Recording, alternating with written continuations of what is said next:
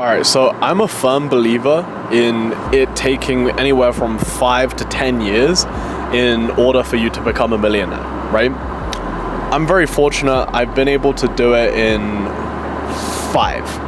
Yes, 5. So I'm gonna break down essentially what year 1 of my journey looks like, year 2, year 3, year 4, year 5, and just literally just give you everything, right? Now, if this is the first time you watching a video of mine or coming across this Chinese ass face, right? Let me give you a bit of background. So I was born in China, and my parents and we immigrated to the UK when I was 6 years old. And honestly, it was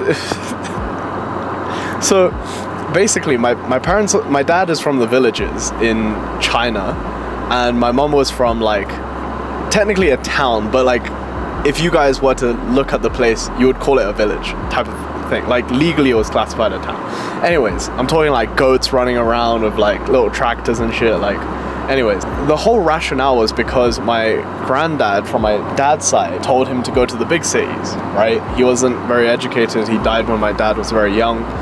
Rest in peace. But basically, our entire family's rationale was just, yeah, let's go to a foreign country because it's better to be poor in a rich country than poor in a poor country, right?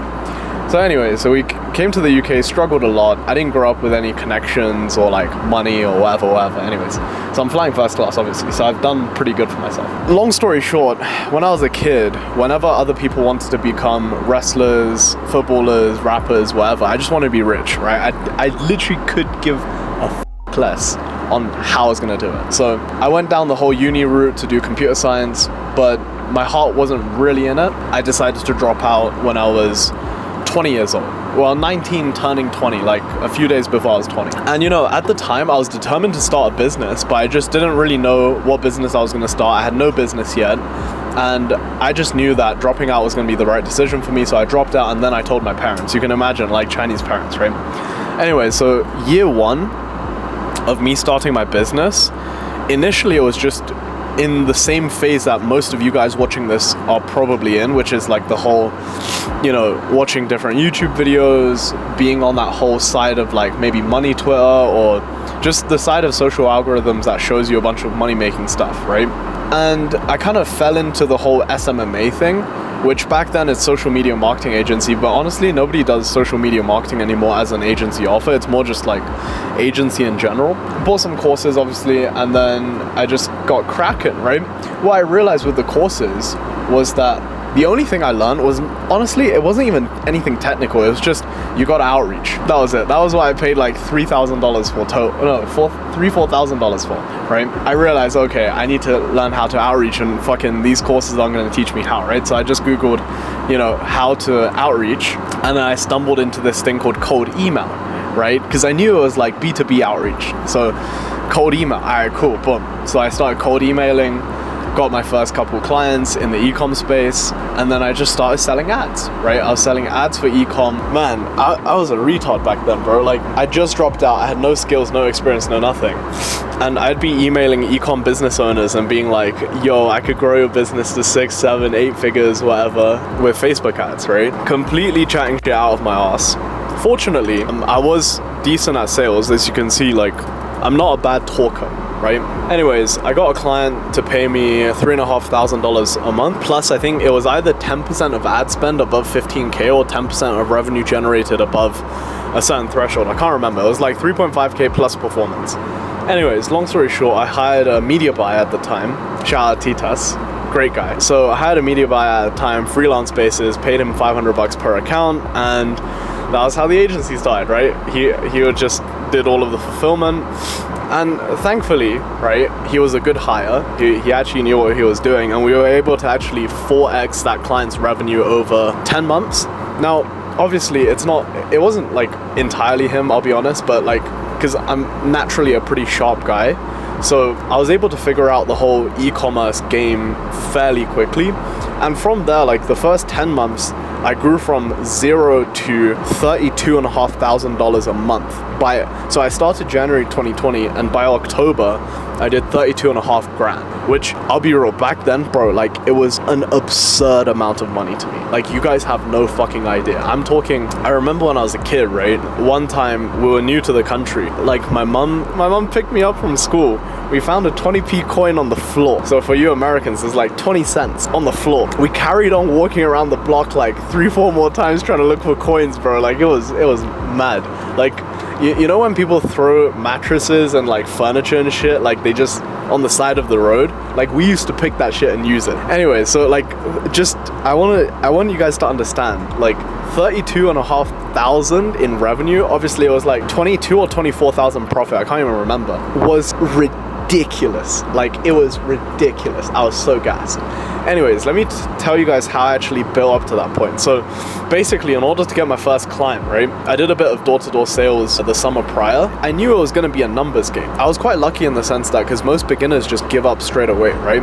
I knew it was going to be a numbers game, so I just persisted. I think I sent out about like 250 outreaches before I got my first client. Back then, cold emailing was a lot easier. Nowadays, obviously, you're going to need to send like a couple thousand, right? But back then, it was a lot easier. Anyway, so what happened was I sent like 250, and it set my expectations, because in door-to-door sales, the same thing with like cold calling, there's something called like law of averages, right? Like if you just pick up the phone enough times, you're gonna get X amount of meetings, X amount of clients, etc., right? I benchmarked my law of average to be 250 outreaches. This is where the brutal part comes in.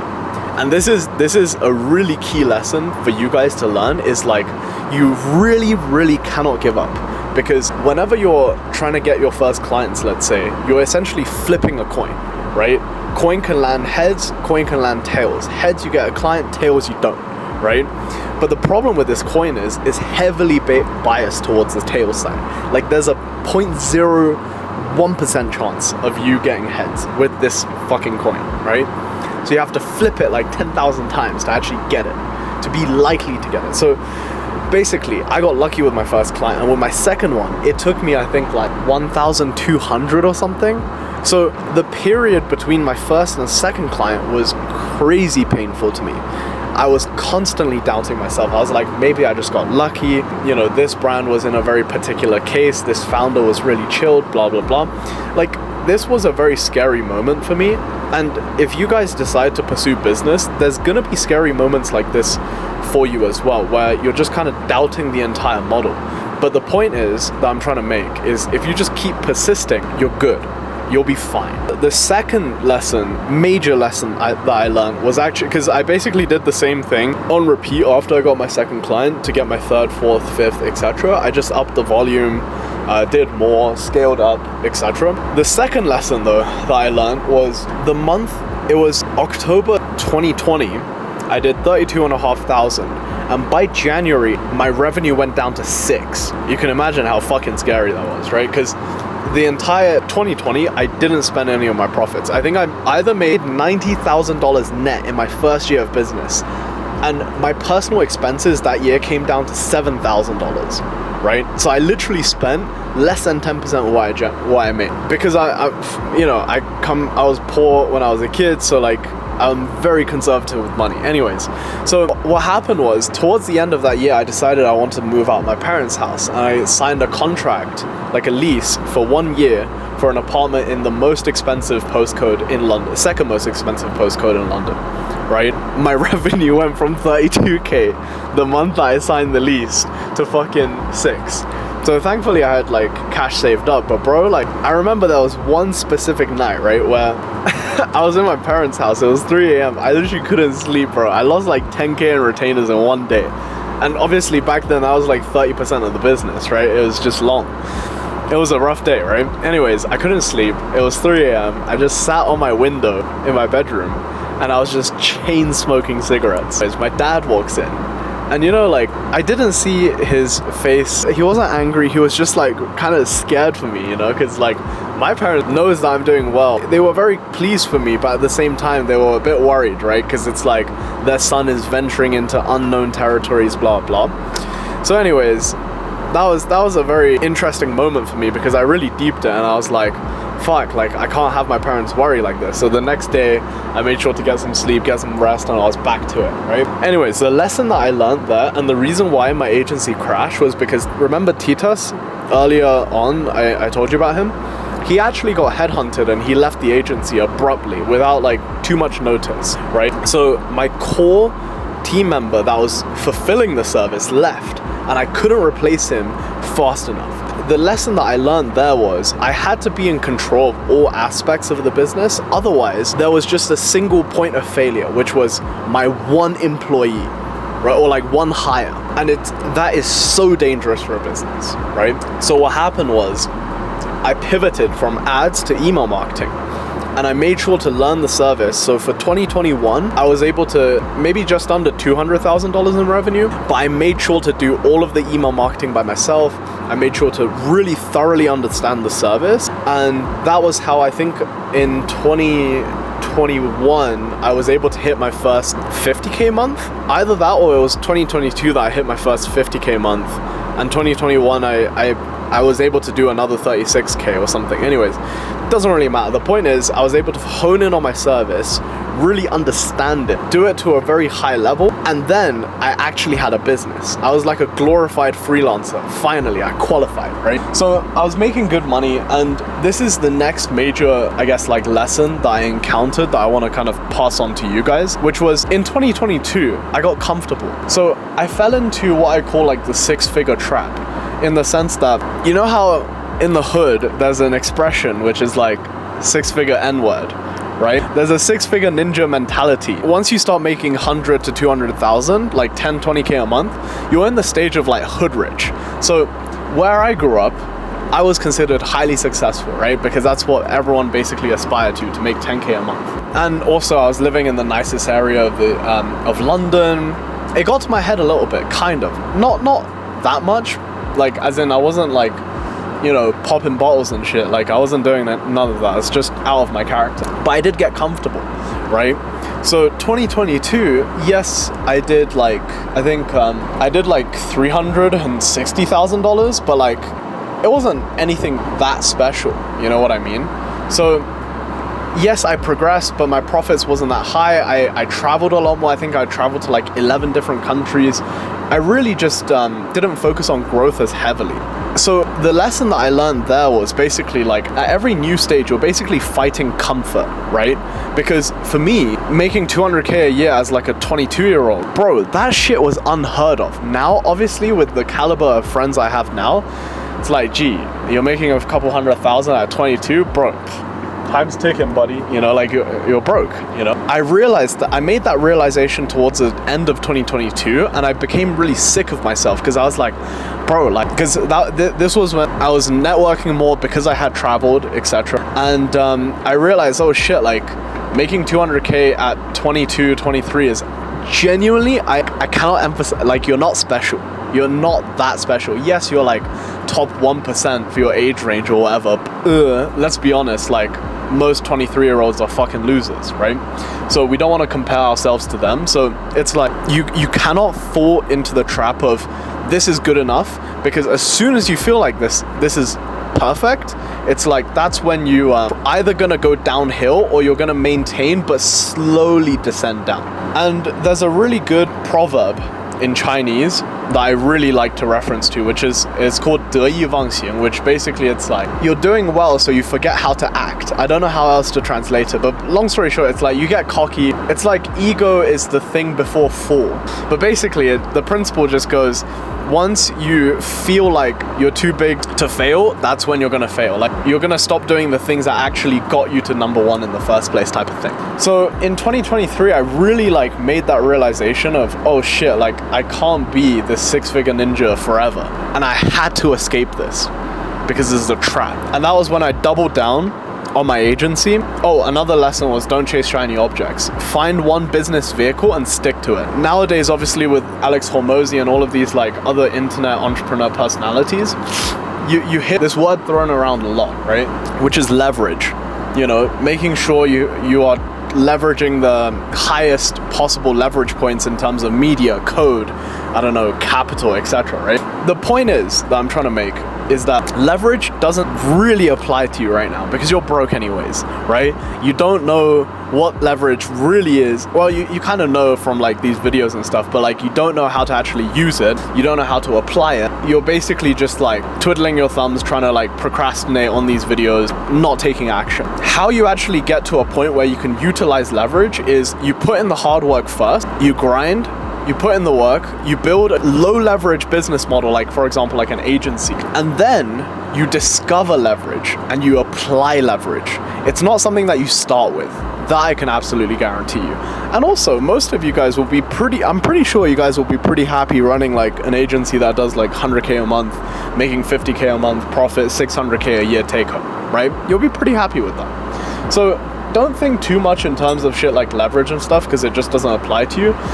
And if you don't think in terms of leverage, you'll also be able to avoid the temptation of chasing so many shiny objects. If you've noticed in the money-making online space, right, there's trends all the time. A couple years ago, YouTube automation was like the major trend, and now it's like TikTok creativity beta program. Remember how SMMA was a trend?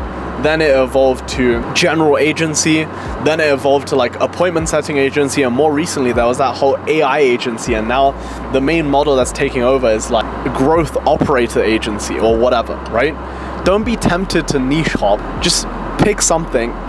Bro, it could literally be anything. You could make a lawn mowing business that does like 10, 20, 100K a month. It's all possible. It literally doesn't matter. It matters how long you can stick to it. So anyways, I decided to stick to my email agency in 2023, shut off literally everything else. We did $1 million in revenue with like just over $500,000 profit net for myself at 23 years old. Yeah, 23 years old. I'm 24 now, right? And this year, I'm gonna net more than $1 million. It's just gonna happen. Like, yeah, like we're on track, you know? Anyway, so those are kind of like the main lessons that I've learned over the 4 years.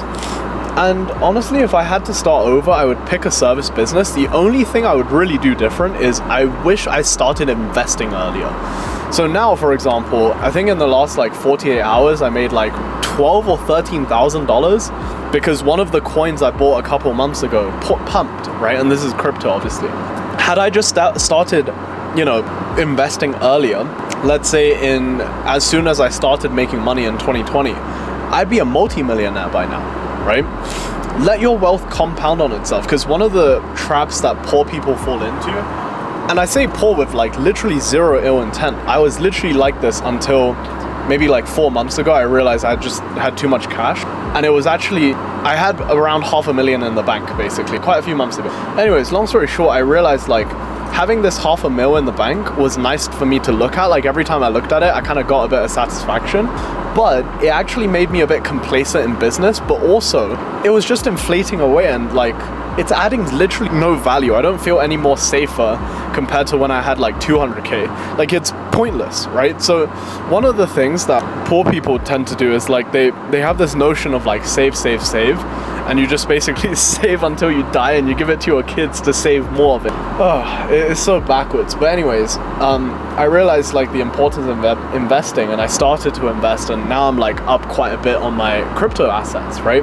Obviously it's not like a super long-term play. Long-term I'll be buying like bonds, real estate, etc. But like short-term, I do believe markets are going to go up, and I would really recommend if you're watching this video and you're making more than like 20K a month, just set aside 50% of your income and invest it into, it doesn't matter if it's like watches, crypto, index funds, bonds, real estate. It literally doesn't matter. Just get rid of your cash.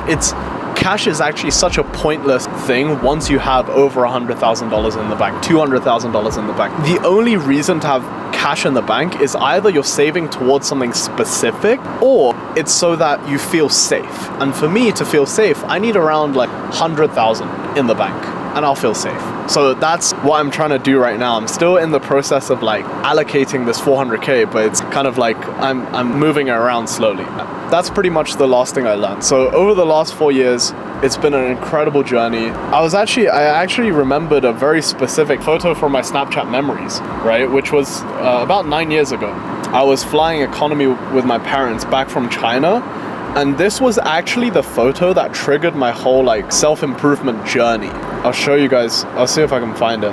But basically, I came back from China in 2015, and bro, like I was 76 kilos, maybe like 76 kilos at like 5'4" or something. And I'm the type of guy that like all the fat just goes straight to my face. I'll show you this, I just found it. It goes straight to my face. Like this was me 9 years ago. Look at that. I look terrible, blood. Anyways, so as you guys can see, like a lot can change in 9 years time, 10 years time. So yeah, I hope this was interesting. I don't know if it was, I feel like it was just a rant, but if you liked it, drop a like, drop a comment. I'm gonna answer some questions, and yeah, subscribe and I'll teach you guys how to build an agency, I guess. All right, see you in the next one.